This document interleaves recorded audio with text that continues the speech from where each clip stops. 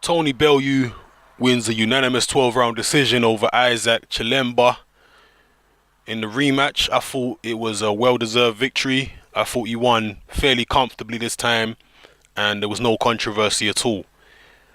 I disagree completely with the UK commentators in terms of the way they assessed Bellew's performance. I think that Bellew made a very good tactical adjustment in this fight compared to the first fight. In the first fight, I thought that Bellew was standing off too much against Chilemba. Chilemba, I'm not sure what the reaches are, but in terms of arm length, it seemed clear to me that Chilemba had longer arms than Tony Bellew. And if a guy's got longer arms than you want to get inside his reach. You don't want to be standing at the end of his reach. I thought that even in the first fight, Chilemba was more comfortable at, long range and maybe mid range than Bellew was. And, when Bellew stood off in the first fight, he looked quite confused about what Chilemba was doing. Because, like I say, Bellew had the shorter arms. Even though he's a bit taller, he clearly, to me, had the shorter arms. Again, arm length and reach are two different things. But to me, it was clear Chilemba had the longer arms and he was more effective from long range. So in this fight, Bellew got on the inside of Chilemba's reach, pushed him back, and basically smothered Chilemba's work. And it wasn't pretty. It was scrappy. It was messy. Wasn't a lot of clean punches landed. Chilemba's still quite slippery in an awkward type of way.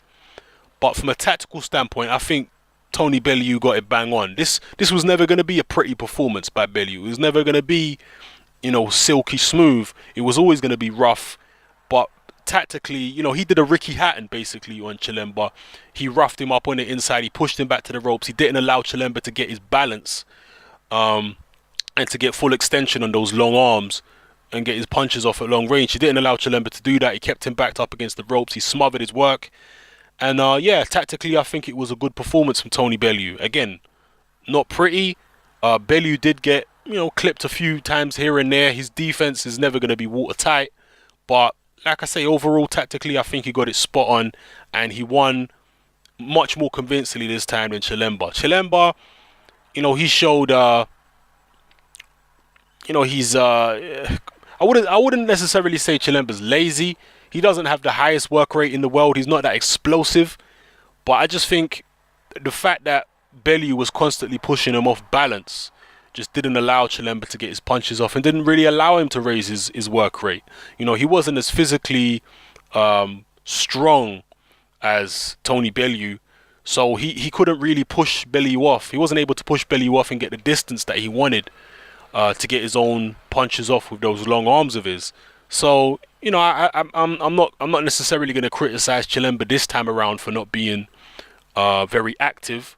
I think in the first fight, there's definitely a case that Chilemba was a bit lazy. But in this fight, like I said, I think the fact that Bellew was physically stronger and he was manhandling Chilemba and he was pushing Chilemba on the back foot, I don't really think there's much Chilemba could have done, to be honest with you.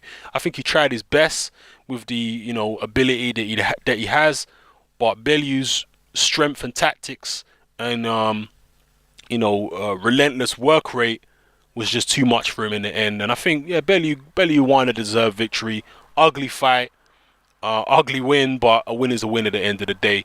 And people are judging Bellew on this fight, saying, oh well, if you can't get rid of someone like Chilemba, he's not going to be good enough to step up to the plate against the world-class fighters. Well, I don't think you can judge Bellew on this type of opponent. Chilemba's the kind of guy who would make a hell of a lot of world-class fighters look bad. And now, I'm not saying that Bellew can beat Chad Dawson or, any of these top guys. I'm not saying he necessarily can.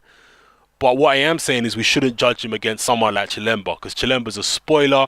He's an awkward guy. He's an octopus. He's a difficult guy to look good against. So, I'm willing to give Bellew the benefit of the doubt, in terms of his performances against Chilemba, because Chilemba's a very awkward guy.